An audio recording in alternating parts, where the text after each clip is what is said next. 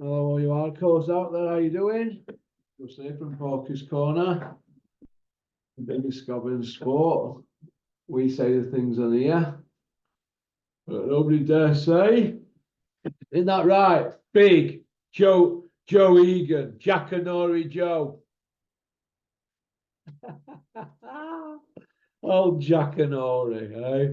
Cuss, Mike and I in the Catskills, eating meatloaf, great times. What a load of old hogwash.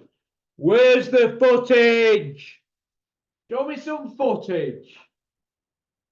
It's like all these YouTubers that come out and they're always going on about these people that could have a fight back in day, but they've all passed away. Everybody's got a story about it, haven't they? Unbelievable. Right. I tend to side with Horsecock on this Conor Benn situation. I tend to side with him. Conor Benn's failed twice, hasn't he? Yeah. Something in my eyeball. He's failed twice, right?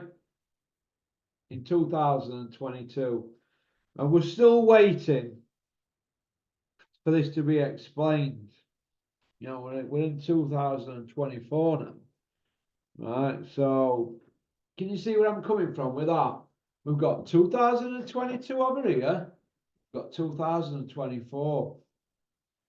And he failed 2 performance-enhancing drugs. And he's a friend of Coogan's. Yeah, lives in the same area. And he's an Eddie Hills fighter. He's a Sims managed and trained fighter, promoted by Matchroom, and Coogan's the in-house guy. And Coogan has done over 100 interviews, over 100 that involve Ben. Right. I've not asked him once. What's that tell you? Is he ever going to ask him?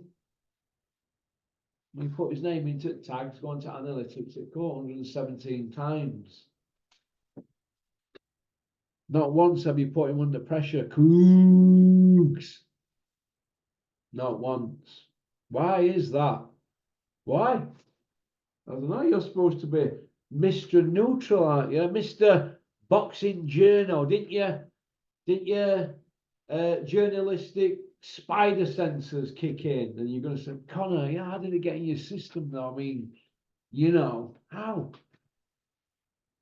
You haven't asked it, have you? Why is that? Coogs. IFL. They can't ask proper boxing questions. 117 times. Yeah. His name pops up in tags, but not once. Have you mentioned it to him or people around? 117 times from you personally. Over 2 years nearly. But 20 months, isn't it? What's that? 10 times a month. 10 times a month, right? It is what it is, isn't it? But I wonder what Horsecock thinks about it all. Is he going to be putting his Senate mix for Saudi? Do you know what? It seems a bit strange, doesn't it, really? All these people out there in Saudi, and you've got to be in the clique to get out there. You know, like certain fighters were getting paid thousands of pounds and were getting more than other fighters because they're in the clique, they're in the know, aren't they? You know, you can imagine Bricktop sat there like the man from Del Monte and they're reading names out. What about him? What about him? What about him? The man from Islington, he say yes. He say yes. Frank Bruno is allowed to go to Saudi and get thousands. Wow. More people a bit more deserving than Big Daft Frank to go out there, weren't they? But some of them didn't even get a mention, didn't they?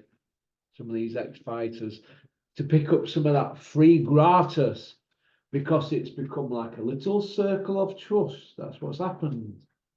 So are we going to see Horsecock out there with all these charlatans and vagabonds off with their heads? I think eventually we will when Sky come to the party.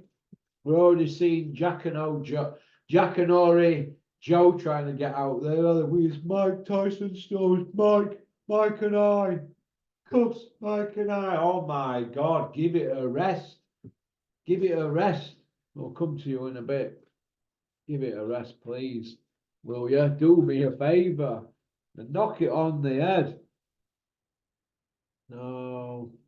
Very similar stories that are popping up though, aren't they? With Big Joe with his Big Jackanory Joe with his Fantasy Island stuff. Imagine that grown man pushing 60, telling Fantasy Island stories about how he's in awe of this rapist who knocks an old couple about as well. So he's in awe of this rapist. Oh, Teddy Atlas got a gun and let it off next to his hero because there was some incident with his niece. She was like 11. So Teddy's blown gun up in air. This is a guy here that people are fawning over. Good old Teddy Atlas. I know what I'd have done if that were my niece or my daughter. He wouldn't have been getting let off near his ear holes and all that, anything like that. A dead dog in my eyes. A dead dog. But it is what it is. Some people put these people up as martyrs, don't they? And great person, great guy, great times. What a load of old hogwash, eh? But I'll come to you. I'll come to you. You're a luxury at the moment. You keep waiting and sweating it out. Sweating, aren't you? Like a pig. Isn't that right, Jam Roly Poly? Like pig. So Jackanory Joe's piped up, hasn't it? It's the same as Big John Fury piping up. Where anything I eat now, I'm having to kill.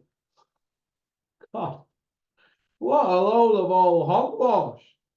It's absolute. I ought to take people around to where he actually lives.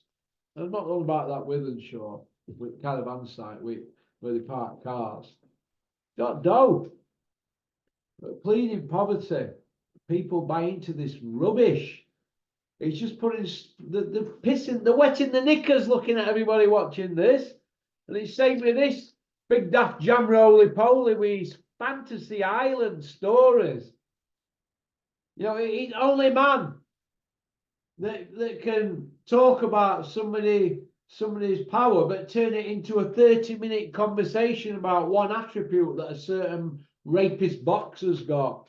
Because it just rolls off the tongue because he's done that many stories.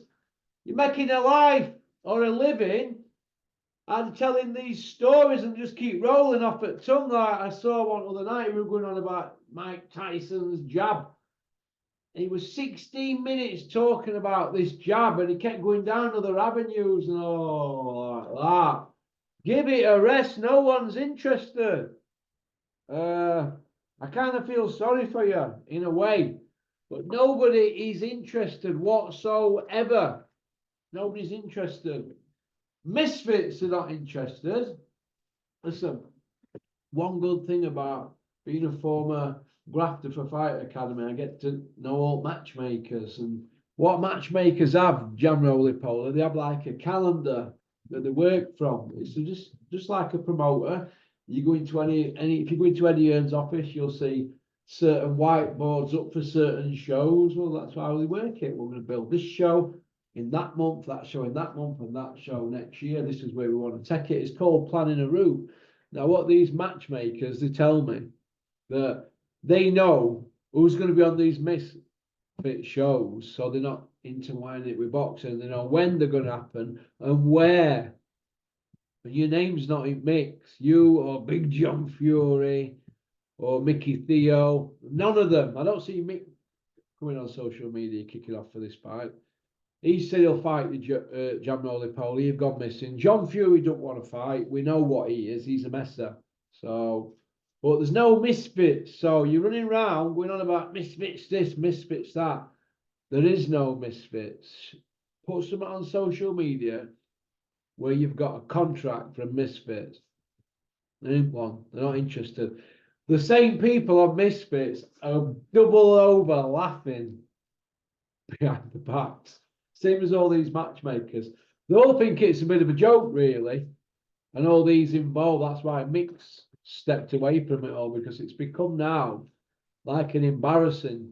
It's become embarrassing. And they keep throwing Mike Tyson's name into mix. He'll soon get fed up are having to come out and behave like these, like wrestling, isn't it, really? This is what it's become. It's all designed to get your money at home a few quid. Nobody's interested in these mismatches. Nobody. KSI, from what I've heard, he's howling at it all. He thinks it's funny. So I kind of feel sorry for all them involved, really.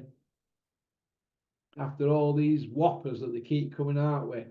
And Fantasy Island stories. Nobody's interested in Fantasy Island stories from 60-odd-year-old men. Nobody's interested.